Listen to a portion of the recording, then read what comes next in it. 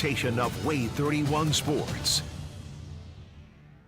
It's the McCurry Van and Car Rental Big Game Friday night. Hello, Alabama, find a comfortable spot. We got high school football and it's coming out hot. Now here we are and the lights are shining bright. We've always been. Yeah, WAAY 31 is rocking all right. Big Game Friday night. Max Cohan, Trevor Denton. It's the McCurry Van and Car Rental Big Game Friday night. There's more than a century of history between Arab and Guntersville, but you can throw away the record book in region play. The Knights and Cats are battling it out in our game of the week. Out in the Shoals, a Lauderdale County cat fight between the Panthers and Tigers. That's our rivalry game of the week. Hello and welcome into Big Game Friday night, everybody. Max Cohan here alongside Trevor Denton. And Trevor, we are in the thick of region play. Every snap, every down, and every play make the difference now. That's right, Max. And I remember these summer workouts, watching these guys toil in the hot. These guys were tired, wondering if you'd ever find your way onto the field when the season started. Well, now all of that hard work is on display as team try to make those steps towards the playoffs, the ultimate goal. Absolutely, and in 5A Region 8, Arab and Guntersville have won the last two region titles, and both teams who first met in 1922 are trying to wear the crown again this year. So let's not waste another second and head out to Chorbalee Stadium, where Paige Meyer has our recap of a wild one. It was a rocky start here at Guntersville High School with 0 points up on the scoreboard in the first quarter, but someone had to come out on top. The undefeated Wildcats ended up taking this one 17-15. But boy, did they have to put in the work to get this win. The fans at Chorbalee Stadium were ready for a fight between the undefeated Wildcats and 3-1 Knights. The Royal Blue and White start us off, and after a few tedious plays, Guntersville number 2 Drew Puccio throws a great catch to number 1 Landon Strickland. But that catch is short-lived as the ball gets turned over to Guntersville with no points up on the board. Despite the strong effort from the red and white, the Knights didn't give up any points either, keeping the score at 0-0 at the turnover. The White began to pick up here with the great catch by number 3 Luke Hudson for a first down. With no points in the first half, the Wildcats turned the game around with the first touchdown ran into the end zone by number 5 Julian Jordan. And the Whites' attempt for redemption was no good, keeping the score 7-0 Guntersville at the half. We jump into fourth quarter with Arab leading 15-14 with less than a minute on the scoreboard. With a shot of redemption in their hands, number 11 Street Smith absolutely launches the ball to number 18 Dadrian Waller, and even I had to scream. In a last-ditch effort with less than 10 seconds on the clock, Guntersville goes for the field goal, and it's good, with the final score coming out to 17-15. We're here at Guntersville High School right now. I'm joined with head football coach Lance Reese. You guys just won your 5th game of the season. How are you feeling right now? Yeah, it was a great win over a really good Arab team. I thought both teams fought to the very end. Both communities turned out. It was a great crowd, just a great night of high school football.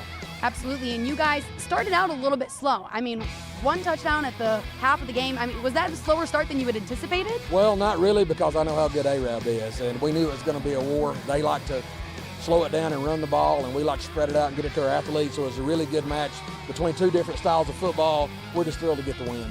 Absolutely, and at the end of the game, it was a super close game. I mean, what were you like in those last final minutes?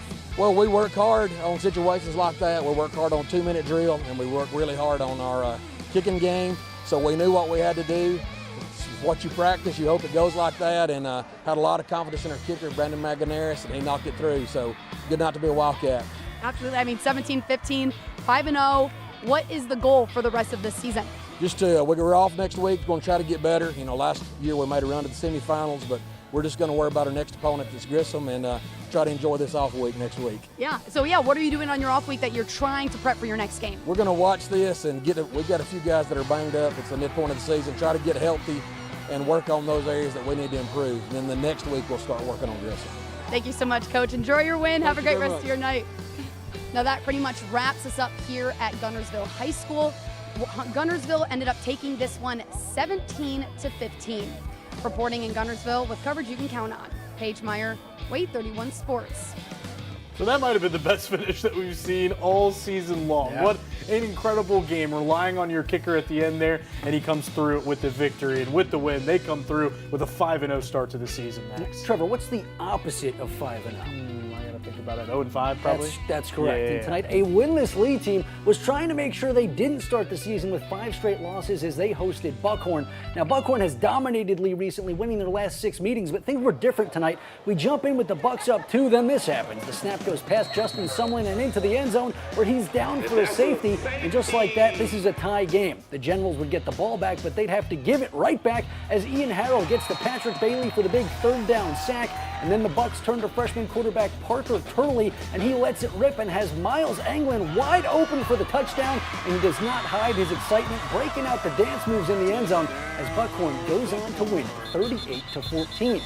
Let's stay in 6A Region 8 and check out some more scores. Hazel Green still searching for that first region win under Fred Ferrier. Tonight they tried again against Gadsden City and couldn't get the momentum as the Titans win 41-21. And in 5A Region 8, it's Boaz and Douglas, 2 teams looking to bounce back after they suffered their first loss of the season, and Boaz takes it 40-13. Back up in 6A action, the Fort Payne Wildcats have not had the start to the season that many anticipated, but they are 1-0 in region play. That's what really matters. Tonight, they hope to move to 2-0 as they played host to May Jemison.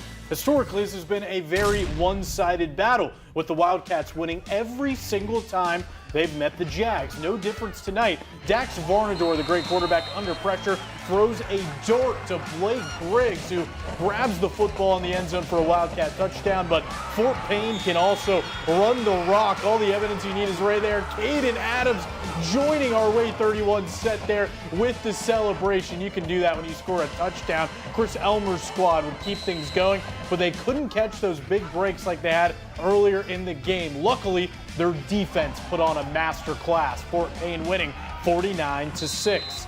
Over at DAR, the Patriots still searching for their first region win of the season as they welcomed into town Westminster Christian, but not all welcomes are warm. The visitors led 28-0 in the first quarter. Evan McClure takes the ball in that hole so big that even Max Cohan could have picked up like 4, maybe 5 yards. McClure gets a lot more than that. I'd give you like 5. Westminster deep in enemy territory. They give it to McClure again, a convoy of Wildcats escorting him to get another first down. Now they're trying to punch the ball in the end zone. Houston Scott tosses it up. Collier Reese like a lemonade stand in an ice storm. There's just nobody near him. Westminster wins 58-13 over those Patriots. Right now, 4A Region 8 is Randolph's to lose. The Raiders are the only 3-0 team in region play, and they had a pretty good chance of moving to 4-0 as they took on a winless JP2 squad. Randolph came out on top in their last 4 meetings with the Falcons and looking to keep it going tonight.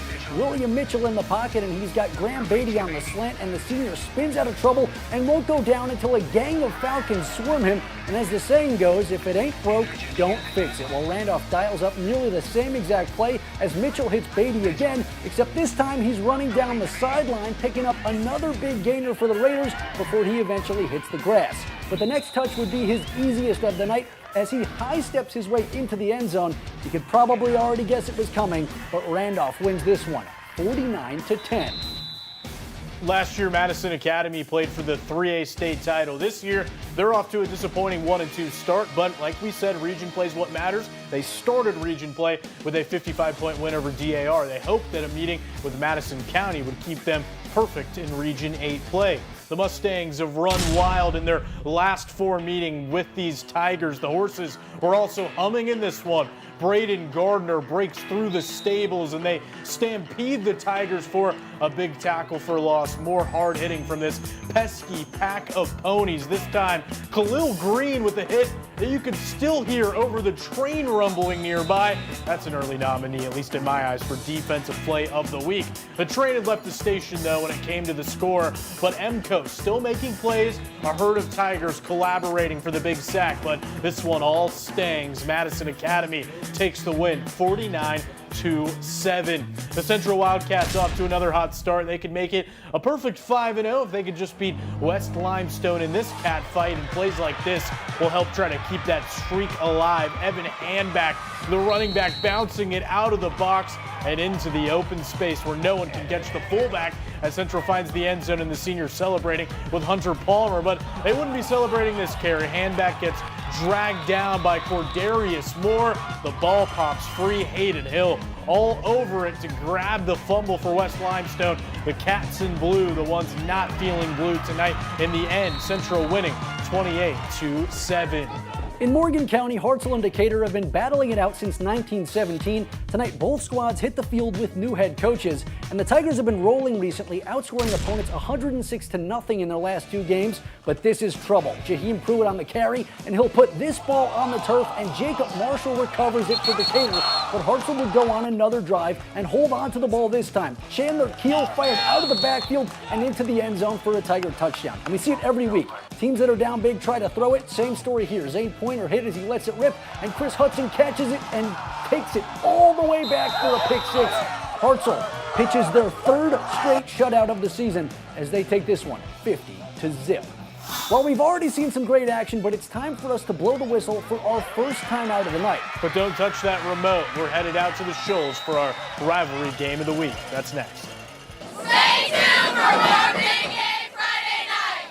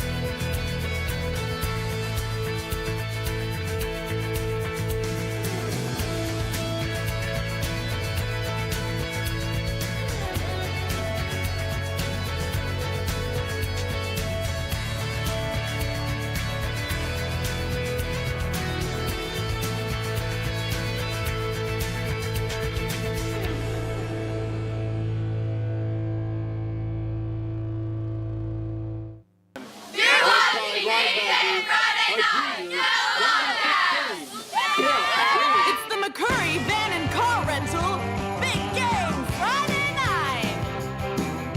Welcome back into Big Game Friday night, everyone. For the last couple of years, the Mars Hill Panthers and Lauderdale County Tigers have been battling for the crown of 3A Region 8. The teams have only met twice, with each side winning one of those matchups, but a win tonight could decide who's wearing that crown when we get to November. So let's head over to Grisham Stadium for this shootout in the Shoals. Max, you know, sometimes punts can be more dangerous than going to the grocery store without a list. LC fails to field it, and the Panthers pounce on it for a huge momentum swing in this one. Mars Hill takes full advantage of the fortune as Caden Chandler eschews a tackle and plants his shoes in the end zone. Lauderdale County gets marooned there, but the team in maroon fights back. Jackson Ham is ham-azing with the long romp down the sideline before finally getting dragged down. And the Tigers not done. Peyton Richardson is the low man that wins on this run, slicing and dicing his way in for the score as the Panthers win 31-14. Oh, it was great. We came over here. We knew it was going to be a tough game, and I was really proud of our guys just staying there all night. Well, we knew they was going to make it a game. We wasn't going anywhere, and so really glad that we stayed in there and kept playing to the end. We're off a week, so we've had a tough first 5 games. We got to really rest up a little bit for a couple days and then come back and get better. The Sylvania Rams are off to a perfect start in region play. They look to keep it going with their first ever meeting against Whitesburg, and this was the Aiden Parham show. You see the guy just taking off there, little stiff arm, little speed. Nobody is going to stop him on his trip to the end zone. But as we say all the time here, if it ain't broke, don't fix it. The Rams are going to say, hey, we got in the end zone the last time we gave him the ball, so we might as well do it again. And wouldn't you know it, it's another Sylvania score. Parham going all the way this time as Sylvania takes a big win over Whitesburg Christian, 49-21. Trevor, once again, we've really put a spotlight on the offenses of North Alabama. The defensive coaches must be furious. Tough day to be a defensive coordinator, but don't worry, we'll turn those frowns upside down when we take a look at our defensive play of the day. Stick with us. Stay tuned for more Big Game Friday night.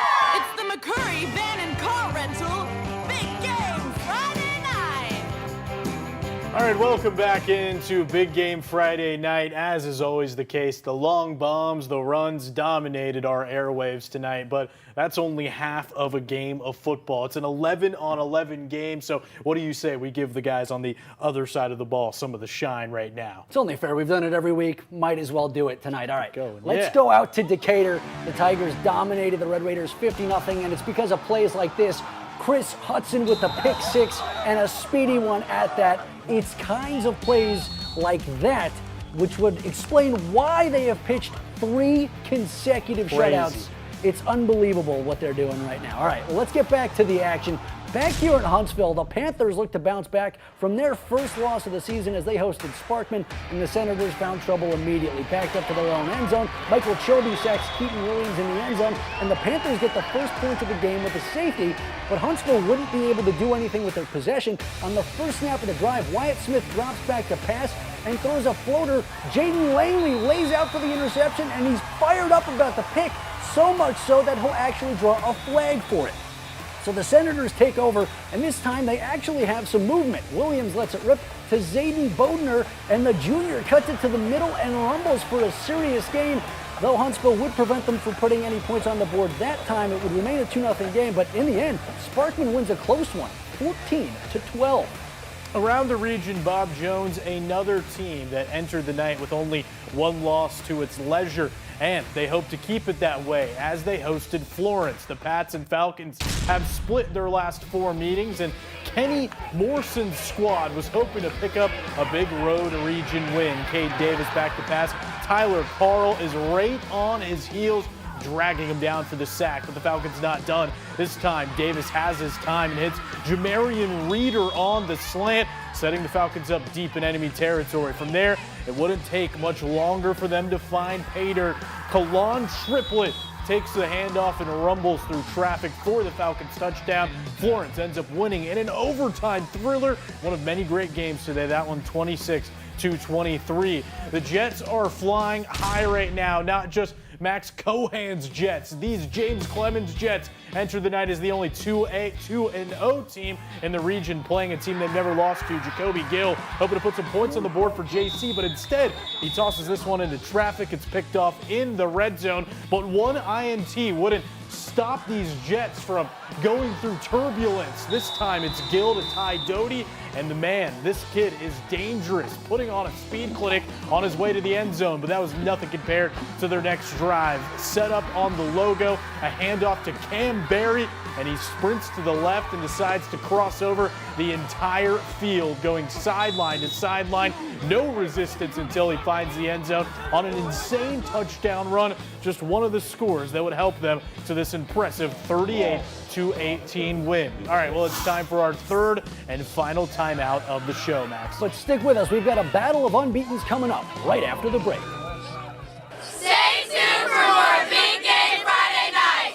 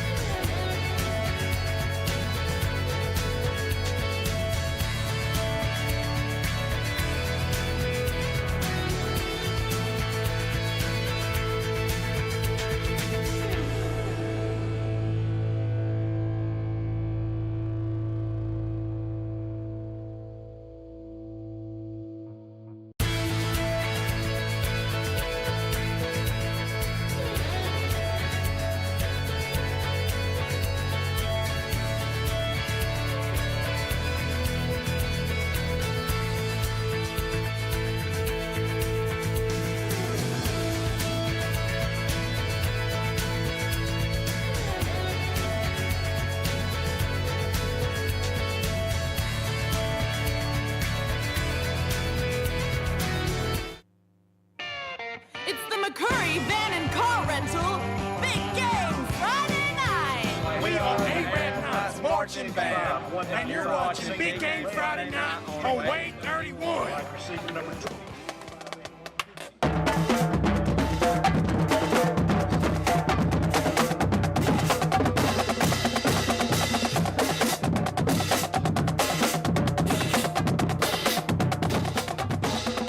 4-0 and 4-0. That is how Spring Garden and Valley Head enter tonight's 1A Region 8 battle, Max. Yeah, but there hasn't been a ton of competition between these teams recently, as the Panthers dominated in their last 3 meetings. And unlike Trevor spilling out himself before the show, these Panthers came ready to play. Connor Bates skates into the open field, and the only thing catching him is his teammate with a high five. Bates had himself quite the day. Later on, he's going to take another handoff, and he's going to take a group of Tigers with him before he finally goes down to the grass. The Panthers would continue to hunt. John Welsh takes the toss, and he takes off. At the end of the run, he lowers his shoulder into the defender for good measure. Bam. Make it 4 in a row for Spring Garden as they win 32-13. And of course, the excitement extends into the weekend as the Auburn Tigers open SEC play on Saturday against Arkansas. Kickoff on the Plains is slated for 2:30, and the Tide have a week off before their top 5 battle against Georgia. Yeah, it's a pretty big game when you say looming in the distance there, but plenty of great games for this week's slate. We're going to start in the ACC, though, with North Carolina State, the Wolfpack visiting with Clemson. Then UCLA, a little rematch from their 2021 game against the LSU Tigers. LSU fresh over that win over South Carolina. And finally, in our main event of the evening, how about this one? The Tennessee Volunteers been red hot lately, going up against Oklahoma. Tons of storylines in that one involving Josh Heupel. Can't wait to see our finish to the evening over on SEC on WAAY 31 next. All right, well, before we sign off for the night, we'd like to just take this time to thank our radio sponsors for making tonight's show possible. And of course, a massive thank you to everybody who helps make this show possible, from production to our EP Sarah Jones, all the shooters on the sidelines. The show would not be possible without them. And of course, a massive thank you to all you for tuning in and making WAAY 31 your home for high school football. That's right, people crossing from the Shoals to Sand Mountain to bring you all of those great highlights. And to finish this week's show, as we always do, we're going to show you some of the best shots from what people went out and got. So these are our Friday night top lights. Good night, everybody.